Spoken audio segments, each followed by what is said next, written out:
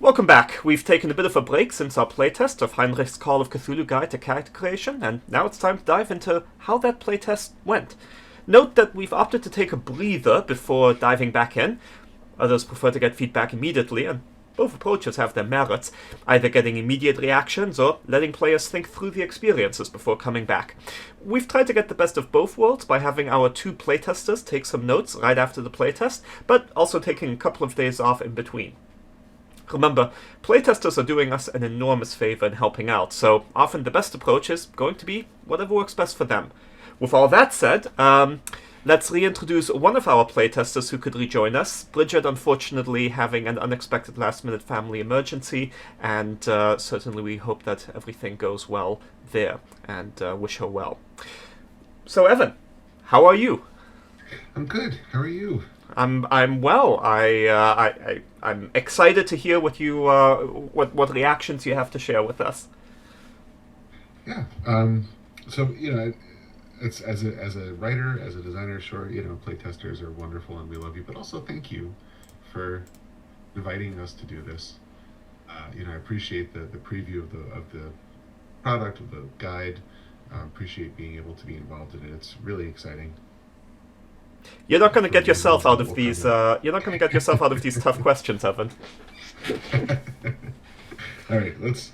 I'm strapped into the chair of pain. Let's begin the Inquisition. Okay, quite. So, brilliant. We'll proceed the way I usually would if we were doing feedback right after a playtest. So you've had a couple of days to think, so maybe you'll have a few additional thoughts beyond the notes you took, but those initial reactions are still going to be very important. So let me jump to my first question, which is transport your mind back. Use a Yithian time travel casting device to right after our playtest. What did you think right after we finished? What were your immediate reactions? Yeah, so in the moment of finishing, I remember Bridget and I were both kind of in a wave of energy and emotion because it played like a little game in and of itself, right? We had gone through this experience where it was an hour and a half, and it became so much more than just looking things up on tables and writing down numbers, because we had that really pleasurable experience of having your brain fire to say, okay, I've got an event here, I've got an event there, I've got a characteristic here, how do I link those together? And that rush of the creative discovery of saying, okay, I can make this work, and if you remember, I refused to re-roll anything, and the reason I did that is because it's a really enjoyable feeling to make those connections, to sort of open up your brain and have that narrative flow from these, sort of randomly chosen events. And so that was where I was, at least in the minutes right after finishing there. I was kind of on this high of, oh man, we just wrote something. Kind of, it had that same feeling. It felt really good. It felt like a mini game, which was not something that I've had the pleasure of experiencing for Call of Cthulhu before. And I could do that a few times just as their own session. It's enjoyable, it's fun. If you don't have time for a whole 4-hour session, you can grab a friend or two and say, let's roll some characters and just enjoy the experience of discovering who they are and what horrible things have befallen them, even if we don't ever put them on the table in a game. Well, and of course it is something that you could also do just by yourself. Mm-hmm. That's true. Oh, that's true. That's true. There's the solo angle to it, isn't there? Yep. Yeah. No, I've certainly, not. I mean, with this guide as well, but with books similar to it, it's fun just to, roll and see what happens. Well, were there any? So going beyond sort of the immediate reactions you had, were there any really positive things that stood out to you from the playtest? So this could be something that was either particularly fun or engaging. It could just have been plain interesting to you. It could be an event you rolled or rules mechanics you enjoyed or something that happened. This is, for folks viewing at home, one of the things that sometimes happens during playtests, especially scenarios, is things that are not written in the scenario happen. Of course they do. And those things are awesome, right? And they are unexpectedly cool. but no one else will get to experience that coolness if it's not written into the scenario. So we always like to ask, what were some of those things that really stood out to the players, so that we can make sure to capture those, so that it's not just a one-off experience that they enjoyed in this one session, but that we can actually build into the design of the product so that folks can have similar positive experiences. So kind of with that aside, I'm buying you a little bit more time to think about your answer, Evan. Was there one or multiple? I mean, we're obviously happy for more, but we're looking for at least one. Yeah, I mean, the chief positive experience was having entries on the table that were narratively interesting.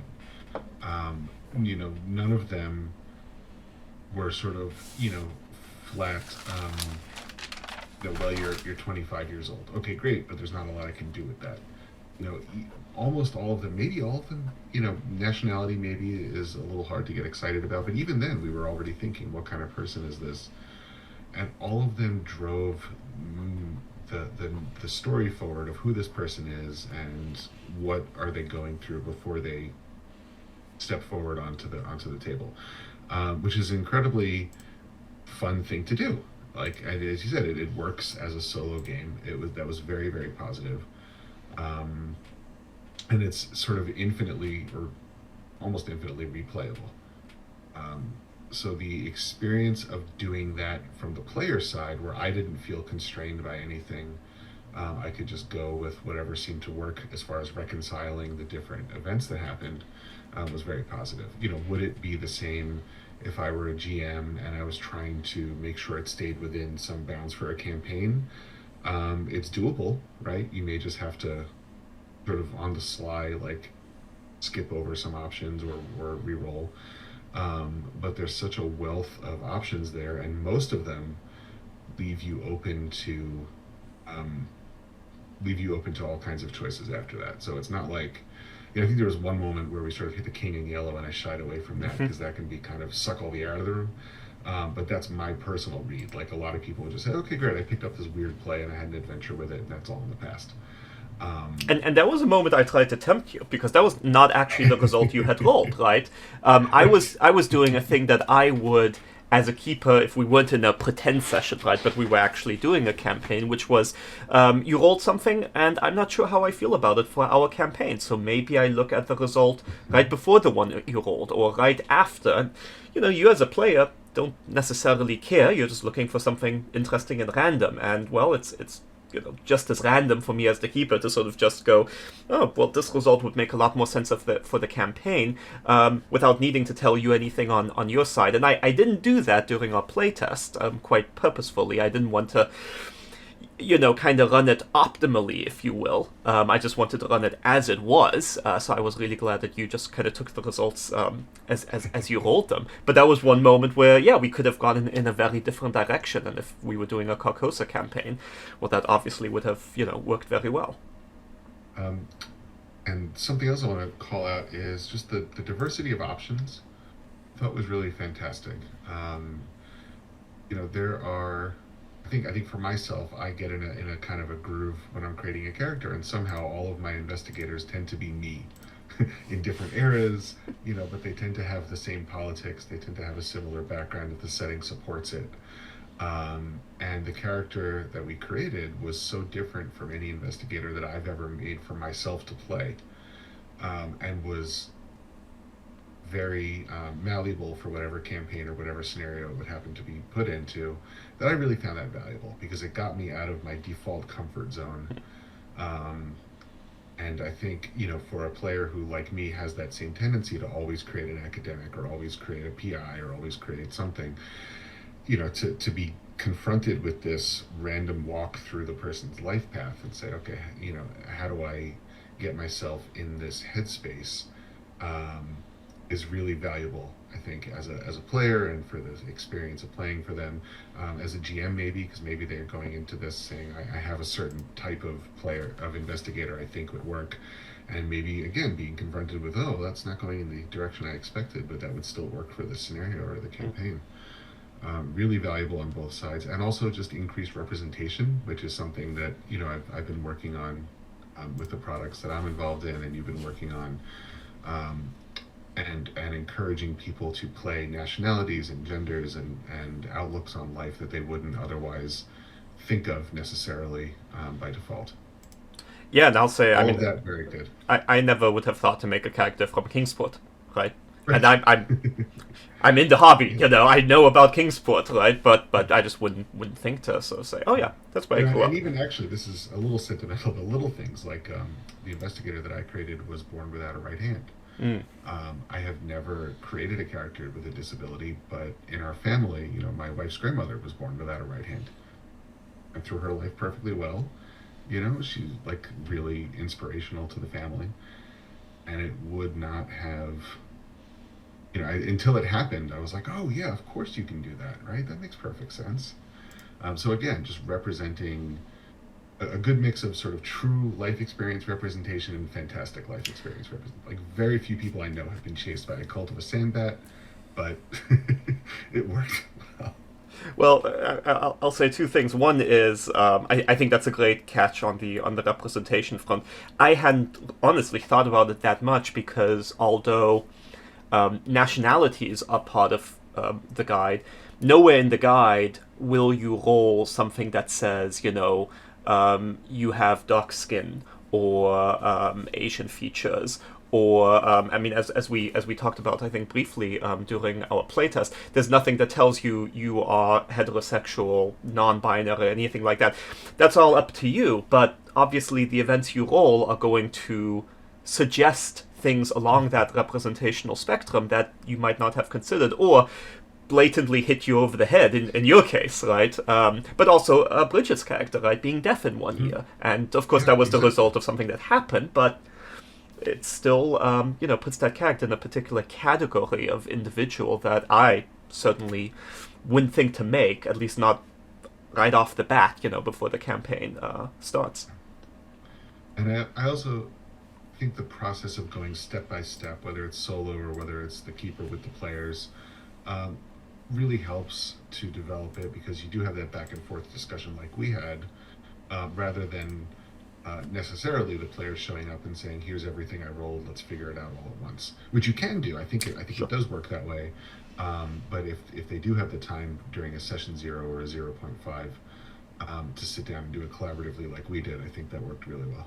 Yeah, and I hope that people will have very different experiences using this product if they pick it up. But as you're indicating, I think one of the most powerful approaches is to have a dialogue as you're going through it, and everyone is playing off each other's ideas, because obviously one side of the table probably has a much better idea of what are the kinds of things that are going to be fun in this campaign, because, well, they're the antagonists, right? Or they're part of what the larger story will be about. I did want to call out one special moment uh, because you mentioned the Sandbat cult, and I was telling my family about this after our playtest because I thought it was so great.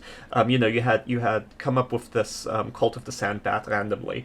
As a result of one of the tables, and later you suffered an animal attack, and I remember just thinking, well, that's really random. I wonder if he'll re-roll that because what animal is attacking him. And you came up with bats, and I thought, how did I not think of bats? Of course it's bats. Like that is just perfect. Yeah, it really you had this feeling of being in a writer's room, for a show or a movie or something, and that was really thrilling. The bouncing off of each other and collaborating and amplifying ideas. It was really great. Enjoyed it a lot. Well, let me turn some of this positivity on its head, Evan, because what were we've talked about surface reactions, your immediate reactions. We've talked about some positive things. What were things that stood out to you in the playtest for the wrong reasons? Right, this could be something that was confusing, or boring, or distracting. It could be an instruction that you were given, or a rules mechanic, an event, or anything else that happened that, for whatever reason, just it didn't land with you. The only thing that I struggled with during the test itself was any time where I had to adjust the characteristics or the skills. I found it, just because we had it all in one document, I found it a little bit hard to scroll up and down. Mm. Um, So you may, if you provide, I think, a separate sheet or something that can be handled separately, so that there's minimizing flipping back and forth. But just because I wasn't familiar with the physical layout of the sheet, and so I had to like stop and think about it. Like, okay, I need to add their occupation here, or is it here, and what does this Mm-hmm. mean? Um, just slowed me down for a little bit. I mean, it didn't take me far out of the discussion. It didn't cause me to throw my hands up and walk away, but that was the only place where I really encountered friction. Then the other thing is not something that didn't work for me, but sometimes I think, okay, what would work or not work for someone else? Mm. And the other thing is that by design, it takes a little while. And I think it's important for people to know going in that, especially if they're doing it collaboratively, like we did, it could take an hour. It could take something like that, and they should be prepared to treat this as more or less a game session if they have the time for it. That's not the only way to do it, as you've said, but I know that some people may balk at that time investment for character creation. Yep, absolutely. And, I mean, we were talking right at the beginning of the playtest, that one of the challenges with Call of Cthulhu is its perceived and often very real deadliness. Such that you potentially go through a lot of characters, and boy, I would feel so demoralized if I were to have like you gone through, created this really interesting character, and then go to Mr. Corbett's house, right, and like have my head ripped off or something within the first few minutes because I happened to open the wrong door or something like that. I think that is certainly something to keep in mind, and I can imagine keepers who do run very deadly games maybe not wanting to encourage their players to create characters that are quite so fleshed out, because the guide definitely does give you more to work with than you probably need. Let me push you on that example that you gave of something that didn't land as strongly. So this investigator backstory sheet, right? Obviously, like, you need some way of recording the information that you're getting. There's a lot of information going through childhood, adolescence, adulthood, right? All of this stuff. There was a moment during the playtest when we were wrapping things up, and we were sort of like tying up loose ends. And I think I remember asking you something like, "Oh, okay, Yes. look at the last sheet of your backstory sheet, and you see there are all the things you would find on your usual Call of Cthulhu investigator sheet: meaningful locations, significant people." And I said, "Okay, and you should have something in each of those." And you said, "Nope, no, I don't." I'm like, "You should have something on the significant people." And you were like, "Nope, no, I don't." And I thought, yes, you do. It's just, it wasn't clear that when those events were happening, it was a signal to, like, oh, also write it under significant people. And, I think it's a point well made that right now, in its rough draft form, this sheet is sort of saying, yeah, write this down here, and then also think to yourself, would it fit into one of these categories, and write it down there as well, right? And that's asking, I agree, more from the player than should be expected. Yeah, there were definitely cues, but I missed them at that point. Yeah, well, let me run one design solution past you, and I'll say, generally speaking, when we do playtests and feedback, it's very helpful for you to identify the problems as you are. Some keepers also like to hear sort of solutions, and some players like to give them. I tend to be a little skeptical of that, just because especially with a product like this, there's so much design that goes into it. I think sometimes keepers can feel overwhelmed if they're not just hearing the problems from the players, which they hopefully can solve, but also getting a mass of possible solutions, some of which may be brilliant and work perfectly, but also requiring the keeper then to sort of really maybe do some hard work to say, yeah, that solution could have worked had I written this differently, right? So let me throw a solution at you instead, which is, how would you have felt had I said, okay, get out your Call of Cthulhu character sheets, right, the ones you're using for the game, and you'll see on your character sheet it has lists for meaningful locations, arcane tomes, all of that. Now, look at your investigator backstory sheet and see if there are any things that line up, see if there's anything from your playtest that you can use to fill in those categories. Because, of course, during the actual Call of Cthulhu campaign, you're going to use your investigator character sheet. You're not going to be using, the backstory sheet, which is really just for purposes of character creation, not for like, oh yeah, and you'll hold on to this document throughout the whole campaign. What do you think of that, as opposed to, as you are going through the guide, trying to fill it in both locations? I think trying to do it retroactively is going to be hard. Or for me, just because of how my short-term memory works or doesn't. And I know that suggesting a solution is not helpful, but if there's an instruction at the point of a question, and maybe it's not, if it's not structured like this, ignore this. But if there's an instruction at certain questions that say this question can fill in your significant person, that would be great, because then when you hit that question in the tables, you just say, okay, this is a significant person table. If you want to include this under your significant people, let's do that. If not, we'll skip it. Mm-hmm. And that way you're getting it live rather than trying to have to think back at the end. For some people, they may prefer to have the holistic view of their investigator.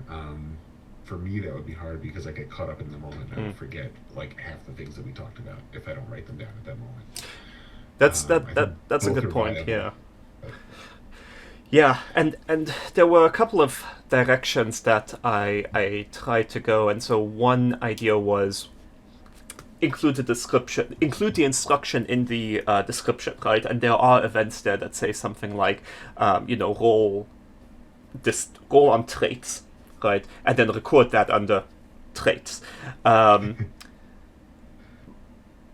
And maybe the answer is just to do that with all the events. Maybe the answer is you just put in brackets whatever category the thing falls under, so you don't have the instruction record this under traits, which is a bit wordy. You just have brackets traits, so that it indicates this is a traits event, right? And you can choose to record it under traits on your character sheet, which would be perhaps more concise. But that's, of course, one of the challenges, right, of how do you... Absolutely. How do you provide a lot of information but also make it super wordy? So no, good observation and heard loud and clear. And what I always say in the course of playtests, and I should have said this at the top, really, there's no negative feedback, right? I'm asking you to tell me about negative stuff, but all you sort of need to do as part of the process is be honest. If you give me your honest reactions, that's what I am, asking from you. That is what a playtest is all about, which is why I am making no effort here to sort of like persuade you, oh, well, you shouldn't have felt that way. That's irrelevant. You did feel that way. There's something about the design, there's something about the experience that led to that feeling. And so, we need to work to correct it. Okay. And then the other thing is, again, this is in the hypothetical negative. Yeah. Right? It may work for some GMs, it may not. Bridgett's and both of our investigators skewed very, very weird. Right? We rolled a lot of 99s, a lot of 100s. I was in Kingsport. She was encountering ghosts. Parallel dimension. I don't remember if I said this during the video, but what we came out of that session with were 2 pulp investigators. And if I'm a GM hoping to run a button-down classic era campaign, I'm going to look at that and say, well, my investigators are pulp, but I'm trying to run, the haunting with very little extraneous stuff. Yep. So, as a GM, are you looking for guidance to rein it in one way or to encourage it the other way, or do you just want to have like a table for pulp talents if you decide to embrace it? I'm not sure. That's your decision. But I think the tone can veer very wildly, which is, again, great from a player perspective. It may cause trouble if a GM has a very firm idea of what they're trying to slot these people into. Yeah, no, I completely agree. And, sort of in a perfect world, you could imagine that you would have these types of guides for specifically pulp characters or specifically gaslight characters, so that you could eliminate those events that, did lead to some of these more extreme weird, really cosmically weird moments that maybe you want to save for the campaign as opposed to character creation. And I certainly have played with the idea of having tables specifically for, let's say, pulp events, and other types of Call of Cthulhu campaigns. There is a point of diminishing returns. The more tables you include, you can always do more with a book like this, which is one of the tough points of sort of knowing, okay, where do you draw the line, right? That providing even more tables would be more helpful to a lot of folks, but I mean, I think you and I counted them, and there's like, at this time, again, this is the playtest version, right? There's over 130 tables, which is a fair number. So I don't know if it's a problem that I can easily solve, or at least that I am going to be able to solve on this go around of the product. I'd like to. But, right now, the guide includes a good bit of explanation, advice for keepers, if you will, just sort of saying, if you have specific campaigns in mind or specific red lines for no one should have, a Mythos experience, then make sure that they re-roll those events, right? Or make sure that if you are guiding them through, and they roll those results, you go with the result that's, immediately preceding it or preceding it, which probably is going to be something very different. One of the things that is incorporated right now into the guide to try and address that in, an imperfect manner, perhaps, is that we don't just have weird events. We have supernatural events, we have paranormal events, we have cosmic horror events, we have eldritch horror events, right? And if you are running a campaign where you don't want any Mythos knowledge, well, then you're going to roll on paranormal or supernatural events, because that's your good old, I saw aliens or I saw ghosts. And that, I think, for most Call of Cthulhu campaigns is sort of fine. I would be surprised if, I made a investigator for a Call of Cthulhu campaign, even a traditional one, and said, oh, my character thinks that they saw a ghost, when they were a child. And the keeper said, no, that's too far. That's way too supernatural. And they're like, I mean, it's possible, but I would be surprised. So definitely... Unless you're being super rationalist. Unless you're being super rationalist, yeah. So we've talked about, your immediate reactions, positive thoughts, negative thoughts. I've forced you to comb through your consciousness quite a bit during this conversation, and I'm very grateful. But having now had the opportunity to sort of think through all of these different parts of the playtest, including the positives and the negatives, what other thoughts or reactions do you have on the playtest? So this could be anything that you think would be valuable for me to know, or simply something that's on your mind that you want to talk about, or even questions you have for me, right? For example, about the playtest, the rules, or the design. Sure. I think one thing that stood out, I think both for Bridgett and I, we were sort of chatting, was that this is a phenomenal tool for streaming play and actual plays and recorded plays. Because we both, I think, had this urge as we were going through, when we would hit these dramatic events, we had this urge to just drop into role play and play that out. And I think if you're doing this as a backstory for an investigator who's going to be part of an ongoing recorded campaign, and you take a session and say, what, your character, when they were a teenager, were, pursued by a cult of a sandbat, your character made an invisible friend and wound up in a parallel universe, fighting on the side of interdimensional communism. That's an incredible way to spend half an hour or an hour, even without needing any skill rolls, right? You don't have to have the character's mechanics formed. You can just drop in and say, let's visit with that character at that point in their life, for 5-10 minutes, whatever, and see how that went, in character, out of character, however you want to do it, and then come back up to the okay, let's roll on some more tables. That is an awesome tool, and if I ever do a recorded campaign, I think I'd like to use that, and hopefully other people who read that will. So I think if you don't already have guidance for that, a sidebar towards touting that as a feature of the book would be good, because more and more people are recording, right? We're in a pandemic. What the hell else are we going to do with our lives? Roll up imaginary characters, I hope. Yeah, exactly. So that was a big one for me. I think that it should be in part oriented towards people who want to use it that way. So let me follow up on that, as we just have a couple more minutes. Want to be respectful of your time. One thing that I think may have surprised you and Bridgett, you can correct me on this, is when you suddenly had to make characteristic or skill rolls during the playtest. It suddenly is like, okay, roll POW. But I have no character. Oh, your character's getting developed right now. Roll POW, and even more, choose which of the characteristic values you want to put into POW, because you can go with a high one. But that, of course, defines your character moving forwards. So it's intended to be an interesting choice, but intentions don't equal design. So what were your reactions to that, positive or negative? I think the surprise of the roll was really fun. I think because you'll know, like, we had moments of tension, right? Moments of like the same feelings you experienced during a game. We had that during the creation. It was a little jarring to look for a stat that I didn't have yet. I'm not sure what the solution is. That's not for me.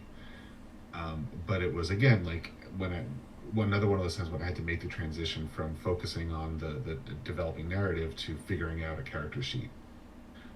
Was a little bit jarring to make that switch. Got it. Right. And I think that's relatively easy to take care of with just some clear instructions one way or the other. But that was so that was one more area where my gears were a little jammed up. Yeah, and Chaosium, bless them, the Call of Cthulhu rules make something like this a bit challenging, just because we have characteristics, we have occupation skills, non-occupation skills, and the skill list is massive. It's huge. Yeah. Well, if and when I'm ever put in charge of Call of Cthulhu, I'm going to eliminate swim and jump. And Evan, I think I'm required to cut you off at this point. I think that's in the Miskatonic Repository guidelines. So. Evan, thank you so much for participating in this. I had a super amount of fun. I think you did as well. But this was also incredibly invaluable to me, and hopefully it helps some of the other folks who are watching and go, boy, I understand playtesting in theory, but anytime I do it, I feel like I don't walk away with the notes that I really need. Well, I've got my notes, and hopefully this will inspire folks to improve the quality of their playtesting as well. Thank you very much, and thank you for clear direction on what you were and were not looking for in a playtest, which is super valuable. For both of us, it makes sure that we're getting the best use out of our time. Yeah, no, good catch. All right. Well, thank you all for watching in the Miskatonic Repository community. And, once again, thank you, and look forward to this product sometime in January or February of the new year.